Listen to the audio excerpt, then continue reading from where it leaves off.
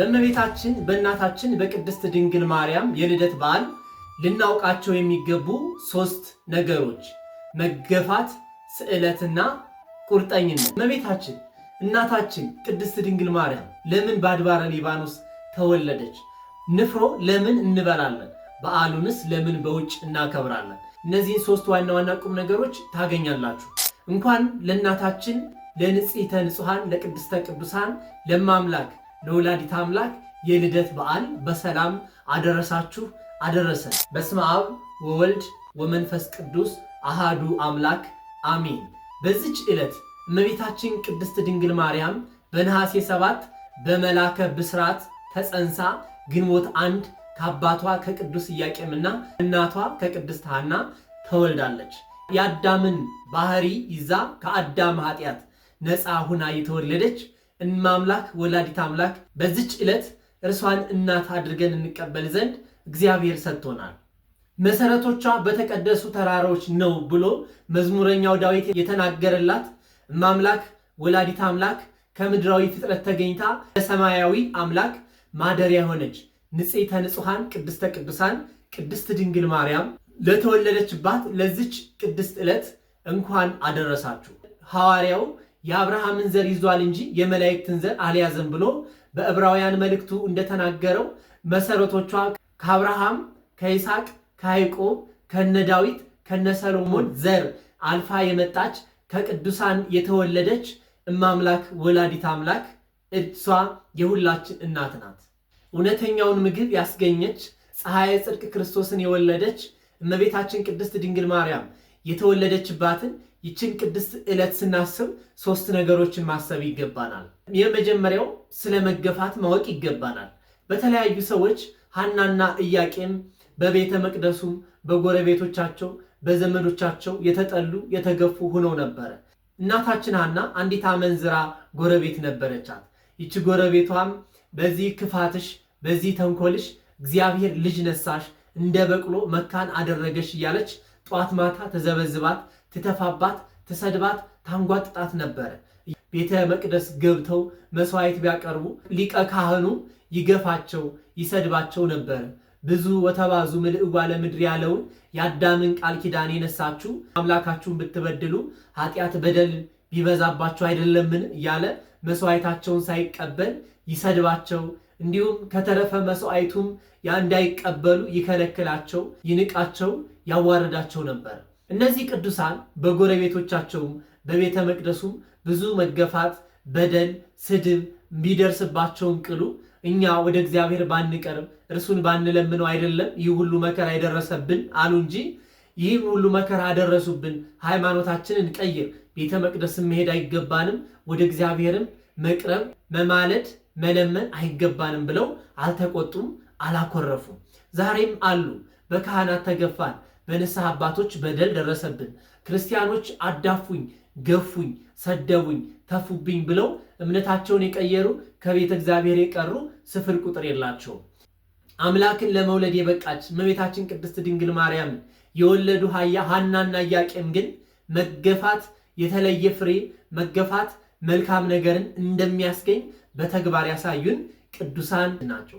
ለአምላካቸው አያት ለመሆን የበቁት ይህን መገፋት አልፈው ወደ እግዚአብሔር አምላክ ቀርበው ወንድ ብትሰጠን አርሶ ቆፍሮ ያብላን ይጡረን አንልም፣ በቤት ተገኝቶ መብራት ይዞ መስዋዕት አቅራቢ እንዲሆን ላንተ እንሰጥሃለን። ሴትም ልጅ ብትሰጠን እንጨት ሰብራ ውሃ ቀርታ ምግብ አብስላ ትመግበን አንልም፣ ለቤተ መቅደስ መሰበ ወርቅ ሰፍታ መጋረጃውን አስጊጣ በቤትህ እንድታድግ ላንተ እንሰጥሃለን። አንተ ልጅ ስጠን፣ ከሰዎች መገፋትም ጠብቀን፣ አምላክ ሆይ ቃል ኪዳንን አታርቅብን ብለው ብፅዓት ስዕለት ተሳሉ። ወደ አምላካቸው ቀረቡ እንጂ በሰዎች አኩርፈው በሰዎች መገፋት በሰዎች ስድብ አምላካቸውን አላማረሩም፣ አምላካቸውን አልገፉም፣ ከአምላካቸው ሕግና ስርዓትም አልወጡም። አሁንም ላይ በሰዎች እየተገፋችሁ በሰዎች ብዙ በደል እየደረሰባችሁ ያላችሁ ውድ ኦርቶዶክሳውያን የሰዎችን ተንኮልና ክፋት ሳይሆን የእግዚአብሔርን ምሕረት የእግዚአብሔርን አባትነትና ርኅራኄነት ተደግፋችሁ መከታ አድርጋችሁ አምላካችሁን ይህን አድርግልኝ ብሎ መለመን መማፀን ወደ እርሱ መቅረብ ይገባል እንጂ ሰዎችን ምክንያት አድርጎ ከቤተ እግዚአብሔር መራቅ አይገባንም። ቅድስት ሐናም ቤርሳቤህ የምትባል አንዲት አክስት ነበረቻት። አይነ ስውር ሐና የነገርሽኝ ነገር እውነት ነው፣ አይንሽ ጠቆረ፣ ከንፈርሽ ደረቀ፣ እውነትም አርግዘሻል መሰል ብላ ሆዷን ብትዳስሳት አይኗ በርቶላታል። እመቤታችን ቅድስት ድንግል ማርያም ገና በእናቷ ማኅፀን ውስጥ እያለች ብዙ ሕሙማንን የፈወሰች ቅድስት ብጽዕት ብቸኛ ፍጥረትም እንደሆነች አባቶቻችን ይነግሩናል። እግዚአብሔር መካን ያደረጋችሁ ልጅም ያልሰጣችሁ በኃጢአታችሁ በበደላችሁ ነው እያሉ ሲገፏቸው ሲሰድቧቸው ብዙም ነገር ሲያደርሱባቸው የነበሩት አይሁዶች ተንኮላቸው አላረፈም። እመቤታችን ቅድስት ድንግል ማርያም በእናቷ ማኅፀን ውስጥ ብዙ ሕሙማንን ስትፈውስ የተታመሙትን ስታድን አይተው በቀኑ፣ ክፉ ነገርም አሰቡ። ቀድሞ አያቶቿ እነ ዳዊት እነ ሰሎሞን 40-30 ዘመን ገዙን፣ አሁን ደግሞ ይቺ ተወልዳ ልትገዛን ነው ብለው ጦር ቢሰብቁ ክፉ ነገር ቢመክሩ መልአኩ በብስራት ከቤት ውጡና ወደ አድባረ ሊባኖስ ሂዱ ብሏቸዋል። በዛም ዳስ ሰርተው ድንኳን ጥለው በዛ ቢያድሩ ቅድስት ሐና የሁላችን እናት ከፀሐይ ይልቅ የደመቀች እመቤታችን ቅድስት ድንግል ማርያምን በዛ ወልዳለች። አንድም የተወለደችው ትንቢቱ ይፈጸም ዘንድ ነው። ባሕረ ጥበባት ሶሎሞን ቀድሞ ትወፅእ መራት እምሊባኖስ ብሎ የተናገረው ትንቢት ይፈጸም ዘንድ በአድባረ ሊባኖስ በተራራ መሃል ተወልዳለች። ለባህታውያን አብነት አርነት ትሆን ዘንድ የዚህን ዓለም ጣዕም ንቃ በአድባረ ሊባኖስ መወለድ ነበረባትና በዛ ተወልዳለች። አንድም እመቤታችን ቅድስት ድንግል ማርያም የብዙዎች እናት ናት። የሁላችን የዓለም እናት እንጂ የአንድ ሰው የኢያቄምና የሐና ብቻ አለመሆኗን በአንድ ሰው ቤት ውስጥ እንዳትወለድ መንፈስ ቅዱስ ከልክሏል። በዚህም በአድባረ ሊባኖስ ተወልዳለች። እመቤታችን ቅድስት ድንግል ማርያም በልደቷን በዓል ስናከብር ለምን ንፍሮ እንበላለን ነው። ቅዱስ ኢያቄምና ቅድስት ሐና ለስንቅ እንኳን የሚሆን የበሰለ ምግብ አልያዙም ነበርና በዛም ስንዴ ቀቅለው ንፍሮ አቅርቦ የወለደችዋን ሐናን መግቧታል። እኛም የእናታችን ልደቷን ስናከብር ንፍሮውን ስንዴውን ቀቅለን ንፍሮ እየበላን አድባረ ሊባኖስን አስበን ከቤታችን ወጥተን በውጭ ላይ ሁነን የእመቤታችን ልደት እናከብራለን። እመቤታችን ቅድስት ድንግል ማርያም በአድባረ ሊባኖስ ስትወለድ የአድባረ ሊባኖስ መዓዛው ሽታው ለምልሟል። ዓለም ከሁል ጊዜው በበለጠ ደምቃለች። የነቢያት ትንቢት ተፈጽሟል። የጻድቃን ተስፋ በገሃር ተገልጣለችና በዛች ዕለት ዓለም በብርሃን ደምቃለች። በሌላ መልኩ እመቤታችን ቅድስት ድንግል ማርያም በአድባረ ሊባኖስ መወለዷ ቀድሞ በኋላ ልጇ በበረት በግርግም እንደሚወለድ ያውቀው ነበርና እናቱን በቤት ውስጥ ሳይሆን በተራሮች በጫካ መሃል እንድትወለድ አድርጓታል። የርግብ ልጅ ርግብ የአንበሳም ልጅ አንበሳ ነውና ቀድሞ እናቱን በአድባር በተራራ በጫካ ውስጥ እንድትወለድ ያደረገ አምላክ እርሱም በኋላ በበረት በግርግም ውስጥ ለመወለድ በቅቷል። ሐናና ኢያቄም በሰዎች የደረሰባቸው መገፋት ችለው በማለፋቸው አምላክን ለመውለድ የታጨች የታሰበች አንድ ልጅን ወልደዋል። የአምላክ አያቶችም ለመባል በቅተዋል። እናንተ በዚህች ዕለት የምትሳሉት ምንድን ነው? የሚጠጣ የሚበላ ወይስ ከእግዚአብሔር ዘንድ የሚያቀር ቅድስናን የሚያሰራ መንፈሳዊ ሕይወትን የሚያሳድግ ወይስ ለስጋዊ ድሎት ብቻ የሚሆን? ይህን በዓል የምታከብሩ እህቶቻችንና ወንድሞቻችን በዚህች ዕለት መሳል ያለባችሁ ወደ እግዚአብሔር የሚያቀርባችሁን መንፈሳዊ ሕይወታችሁን የሚያሳድገውን መልካሙን ነገር መሳል ብፅዓት ማድረግ ይገባችኋል እንጂ በኃላፊ በጠፊ በሚበላ በሚጠጣ እንዲሁም ደግሞ ከእግዚአብሔር በሚያርቅ ነገር መሆን አይገባንም። በአንዳንድ አካባቢዎችን ባዕድ አምልኮ ጋር በመቀላቀል የሚያከብሩ አሉ። ለአድባሩ ለቆሌው ብለው ንፍሮ የሚረጩ አረቂ የሚደፉ መስዋዕት የሚያቀርቡ ቅቤ የሚቀቡ ሰዎችም አሉ። ይህ ግን በፍጹም የተሳሳተ ነው። በማር ውስጥ መድኃኒት ለውሶ እንደ መስጠት ይቆጠራል። በዓሉን ማክበር መልካም ሆኖ እያለ ነገር ግን በዓሉን ሰበብ አድርጎ ለቆሌ ነው ለአድባር ነው እየተባሉ እንደ መስዋዕት አድርጎ ንፍሮውን መበተን፣ መስዋዕት መሰዋት፣ ቅቤ መቀባት በፍጹም የተሳሳተ ነገር መሆኑን ልትገነዘቡ ይገባችኋል። ሁሌም ስዕለት ስትሳሉ የምትሳሉት ነገር የስጋዊ ድሎትን ብቻ ሳይሆን ከሰማያዊ ከእግዚአብሔር አምላክ ጋር የሚያገናኝ ለፈተና የማያጋልጥ ሰማያዊ ሀብትን ሰማያዊ ሕይወትን የሚያሰጥ ስዕለት ልትሳሉ ልታቀርቡ በዓሉንም በሕግና በሥርዓቱ ልታከብሩ ይገባችኋል። የሕያው ሁሉ እናት የድንግል ማርያምን ልደት እናከብራለን። ከልጇ ከወዳጇ ከአምላካችን ታስታርቀን ዘንድ ዘወትር ወደ እርሷ እናንጋጥጣለን፣ እንለምናለን። እናት ቅድስት ቤተ ክርስቲያናችን በዓመት ውስጥ 3 ልደታትን በድምቀት ታከብራለች። የመጀመሪያው የጌታችን የአምላካችን የመድኃኒታችን የኢየሱስ ክርስቶስ ልደትን ነው። ሁለተኛው ደግሞ አምላክን ለመውለድ የታጨች የሁላችን እናት ቅድስተ ቅዱሳን የንጽሕተ ንጹሐን ዓለምን ያበራች ለዓለም ብርሃን የሆነች ሰማይና ምድር ለፈጠረ አምላክ ማደሪያ የሆነች እውነተኛ ፀሐይን ያስገኘች ሰማይ የእመቤታችን የቅድስት ድንግል ማርያምን ልደት እናከብራለን። ሶስተኛ በመወለዱ ብዙዎች ደስ ይላቸዋል ተብሎ የተነገረለት በመጽሐፍ ቅዱስ የተጻፈለት የተነገረለት የቅዱስ ዮሐንስ መጥምቅ ልደት በድምቀት ታከብራለች። ዮሐንስ መጥምቅ የጫማውን ማሰሪያ እፈታ ዘንድ አይቻለኝም ብሎ የተናገረለትን የክርስቶስ ማደሪያ የሆነች የእመቤታችን የቅድስት ድንግል ማርያም ልደት ግን ለእኛ ለኦርቶዶክሳውያን እጅግ በጣምም ልዩ ናት። በምድራውያን የወለድናቸው የተዛመድናቸው ወይም ዘመድ የሆኑ ሰዎች ልደታቸውን ስናከብር እንደሰታለን። ይልቁንስ ከእግዚአብሔር እንድንወለድ ከአምላካችን እንድንታረቅ ከሰማያዊ አባታችን ልጆች እንሆን ዘንድ ቀድማ የተወለደችልን የእመቤታችን የቅድስት ድንግል ማርያም ልደትማ ስናከብር እንዴት ደስ አይለን! እንዴትስ ሐሴትና ደስታ ልቦናችን አይሙላው!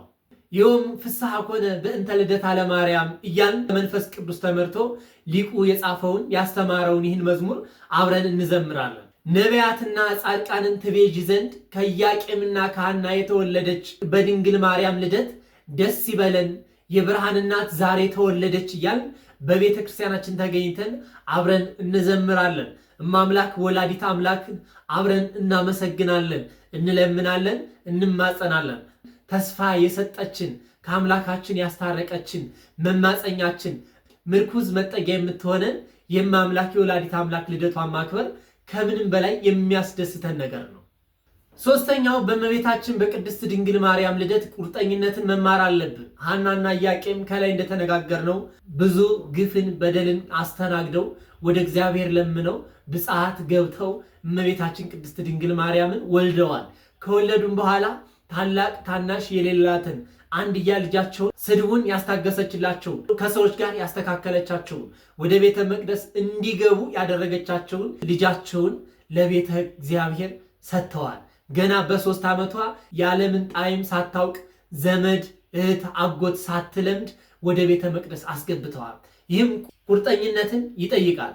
ምክንያቱም አንድ ነገር ተስላችሁ ይደርስላችሁ፣ ይህንም እንዴት አድርጌ እሰጣለሁ፣ በገንዘብ ልቀይረው፣ በሌላ ነገር ላድርገው፣ እንዲህ ላድርገው የሚል ስበብ ሳያሳብቡ ያችን አይናቸው ያረፈባትን መጽናኛቸው ልጇቸውን ለቤተ እግዚአብሔር ሰጥተዋል ማለት ነው። እናንተም ስዕለትም ተሳላችሁ የምትወዱትን ነገር ትታችሁ በመንፈሳዊታችሁ ቁርጠኛ መሆን አለባችሁ። የምትወዱትን ነገር ትታችሁ የእግዚአብሔር ልጆች ልትሆኑ ወደ ቤቱ ልትቀርቡ በንስሐ ሕይወት ልትመላለሱ ቅዱስ ሥጋውን ክቡር ደሙን ልትቀበሉ ይገባችኋል። ቁርጠኝነት እንደዚህ ነው። ኃጢአትን ቆርጦ መጣል፣ ከክፉ ነገር መራቅ፣ ራስን ለእግዚአብሔር አሳልፎ መስጠት፣ በሥጋ የወደድነውን የለመድነውን ነገር መተው እንደሚገባን በእመቤታችን በቅድስት ድንግል ማርያም ልደት መማር ማወቅ ይገባችኋል። ኦ ማርያም ወላዲት አምላክ ሀገር መንፈሳዊ ዘሃደረ ላዕሌሃ እግዚአብሔር ልዑል ይላል ቅዱስ ኤፍሬም በውዳሴ ማርያም ላይ። ልዑል እግዚአብሔር ያደረብሽ የከተመብሽ የእግዚአብሔር ከተማ ሆይ አምላክን የወለድሽ እመቤታችን ሆይ ደስ ይበልሽ ብሏታል። ይህም እንግዲህ እመቤታችን ቅድስት ድንግል ማርያም ለምን የእግዚአብሔር ሀገር ከተማ ተባለች? ከተማ ንጉሥ የሚኖርበት የተበደለም ያጣም የሚለምንበት የተቸገረም የወደቀም የሚነሳበት በከተማ ውስጥ ነው። የወደቅነው የተነሳንባት ከሰማይና ከምድር ንጉሥ ከሆነው ከአምላካችን ዘንድ የምታስታርቀን የምታቀርበን እርሷ ናትና የእግዚአብሔር ሀገር የእግዚአብሔር ከተማ ተብላለች። አንድም ጌታችን አምላካችን መድኃኒታችን ኢየሱስ ክርስቶስ 9 ወር ከ5 ቀን በማኅፀኗን ከተማ አድርጎ ተቀምጦባታል፣ ኑሮባታልና የእግዚአብሔር ሀገር የእግዚአብሔር ከተማ ተብላለች። በከተማ ሁሉ ነገር ይገኛል። እመቤታችንን ቅድስት ድንግል ማርያምን ተጠግቶ ለምኖ ከኃጢአት በቀር ሁሉን ነገር ያገኛል። ደስታ ሐሴት ያደርጋል፣ ከአምላኩ ጋር ይታረቃልና እመቤታችን ቅድስት ድንግል ማርያም የእግዚአብሔር ከተማ ተብላለች። በከተማ ንጉሱም ሕዝቡም ነገስታቱም ሹማምንቱም ይሰበሰባሉ። በእመቤታችን በቅድስት ድንግል ማርያም ምድራውያን ፍጥረታት ሰማያውያን መላእክት የሚሰበሰቡባት ንጽሕት አዳራሽ ናትና እመቤታችን ቅድስት ድንግል ማርያም የእግዚአብሔር ከተማ ተብላለች። ሰማያውያን ነገስታት የሚባሉት ስሉስ ቅዱስ ናቸው። ስሉስ ቅዱስ በእመቤታችን በቅድስት ድንግል ማርያም ማኅፀን አድረዋል። እግዚአብሔር ወልድ አደረባት፣ መንፈስ ቅዱስ ጸለለባት። አብ አጸናት፣ መንፈስ ቅዱስ ጸለለባት። እግዚአብሔር ልዑልም በማኅፀኗ ውስጥ አድሯልና የነገስታት ማደሪያ ብሏታል። ከቀደሙ ነገስታት በኋላ ካሉትም ከሁሉም ፍጥረታት በላይ ስሟ የደመቀ እመቤታችን ቅድስት ድንግል ማርያም በልቦናችን ውስጥ ጥበብን ማስተዋልን ትግለጽልን፣ ከክፉም ነገር ሁሉ ትጠብቀን። የወለድነው ይባረክ፣ የሰራነው ይቀደስ፣ ኑሯችን ታስተካክልልን። እማምላክ ወላዲት አምላክ ለለመኗት መጠጊያ ያዘኑት መጽናኛ ናትና ያዘነውን እኛን ታጽናናን፣ ከወደቅንበት ታንሳል፣ የሰራነውን የወለድነውን ትባርክልን። እግዚአብሔር አምላክ ጥበቡን ማስተዋሉን ያድለን። እመቤታችን በበረከት ትጎብኘን፣ ከሰማያዊ አባታችን ታስታርቀን። አሜን።